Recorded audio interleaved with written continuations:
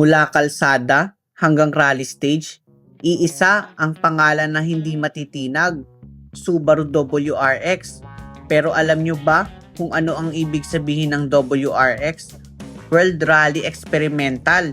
Malinaw na ginawa ito para sa kompetisyon. Noong 1992, ipinakilala ito bilang high-performance version ng Impreza, isang rally car na digaldalhin sa kalsada. At mula noon, dumaan ito sa iba't ibang muka, Bug Eye, Blob Eye, Hawk Eye, hanggang sa modernong anyo ngayon. Pero kahit magbago ang itsura, nananatili ang core, turbocharged boxer engine at symmetrical all-wheel drive na nagbibigay ng kapit at hatak na halos walang kapantay. At ngayon, nasa harap natin ang pinakabagong henerasyon, mas matatag, mas makabago, pero dala pa rin ang puso ng isang tunay na rally legend. Ito ang 2025 Subaru WRX manual. Ngayon, meron na ring eyesight technology. Pero tandaan, hindi lahat ng feature ay available sa manual variant. Pero kung pure driving experience ang hanap mo, ito ang WRX na dapat abangan.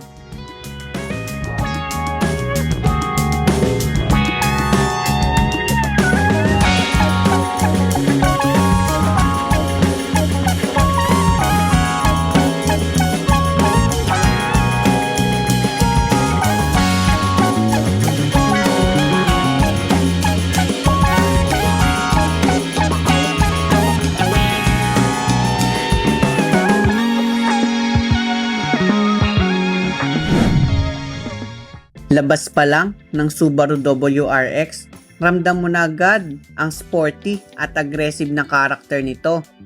Sa harap, unang bubungad ang malapad na hexagonal grille na may honeycomb design. Naka-LED headlamps with auto levelizer plus LED fog lamps din. May kasama pang headlight washer para laging malinaw ang visibility.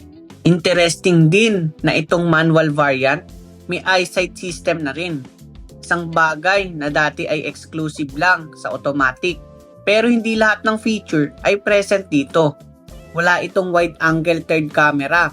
Pero halos lahat ng iba pang function, meron na sa WRX manual.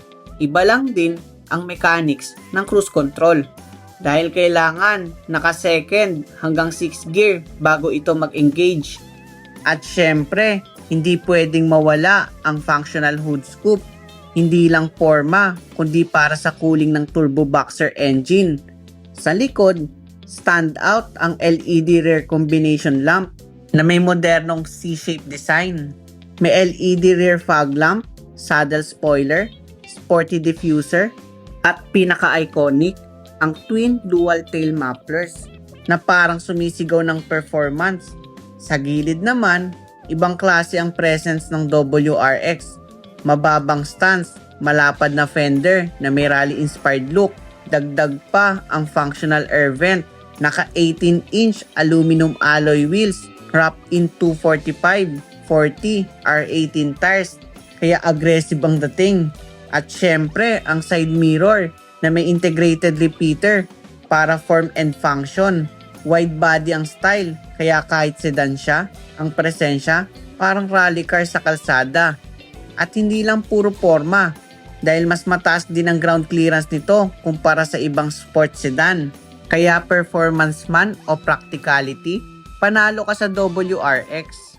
Kahit sports sedan ng Subaru WRX, hindi ka bitin sa practicality. May spacious cargo area ito na may sariling ilaw, tipikal sa mga sedans. Sa ilalim, naka-organize ang tools at nandyan din ang spare tire. At kung bitin ka pa sa space, pwede mong i-fold flat ang second row seats. Under the hood, nandyan ang 2.4 liter turbocharged boxer engine na may maximum output na 275 horsepower at 350 Nm of torque.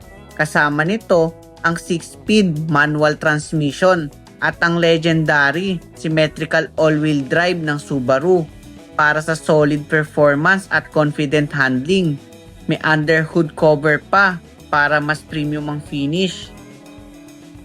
Kapag pumasok ka sa loob ng Subaru WRX, ramdam mo agad ang kombinasyon ng premium feel at sporty vibe. Unang mapapansin mo ang leather wrap flat bottom steering wheel na may red stitching at WRX badging. May controls ka na agad para sa instrument cluster, infotainment at cruise control. Lahat nasa kamay mo lang. Speaking of cluster, classic meets modern dahil analog at digital ang kombinasyon dito. Kaya balanse siya. May old school charm pero high-tech ang dating. Dagdag pa ang aluminum pedals na siguradong pampagana sa spirited driving. Pagdating sa spacing sa unahan, panalo ang legroom at headroom. Kaya kahit long drive, relax ka pa rin. Ang mga upuan, fabric seat na may red stitching. Simple pero sporty pa rin ang dating.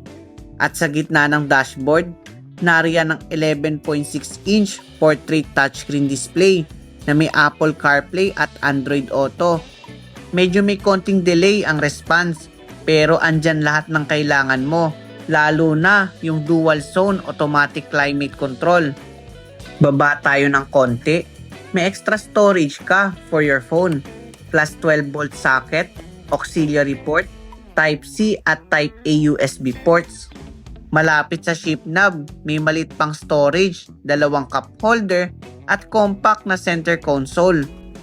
Ang sun visors, may mirror with lights, hindi nga lang LED, pero ang map lights, LED na. May seatbelt indicator din para sa rear passenger. At kung storage ang hanap mo, maluwag ang glove compartment. Sa second row naman, maluwag ang legroom kaya komportable. Pero medyo limitado ang headroom kung matangkad ka. Hindi rin ganun ka-practical ang gitna dahil mataas ang center tunnel. Pero may armrest ka na may 2 cup holder. Dagdag pa ang Type-C at Type-A port sa likod ng center console.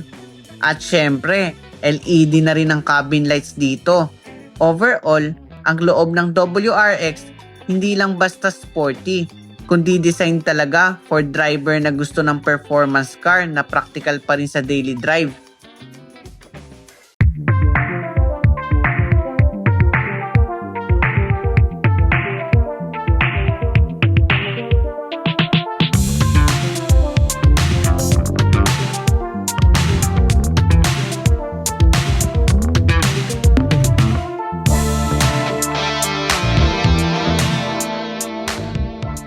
Ang Subaru WRX manual ay nagkakahalaga ng 2,788,000 Philippine peso. Available ito sa mga kulay na ceramic white, WR blue pearl, magnetite gray metallic, crystal black silica, sapphire blue pearl, ignition red, solar orange pearl, at ice silver metallic. Kung interesado kayo sa Subaru cars, bisitahin lang ang Subaru Alabang at hanapin si Ma'am Rose Balibol para sa inquiries. Sabihin nyo na lang na napanood nyo dito sa Drive Talk by Aljay. At kung nagustuhan nyo naman ang episode na to, huwag kalimutang mag-like, comment, share at subscribe. I-click nyo na rin ang notification bell para lagi kayong updated. Kita-kits sa next episode ng Drive Talk.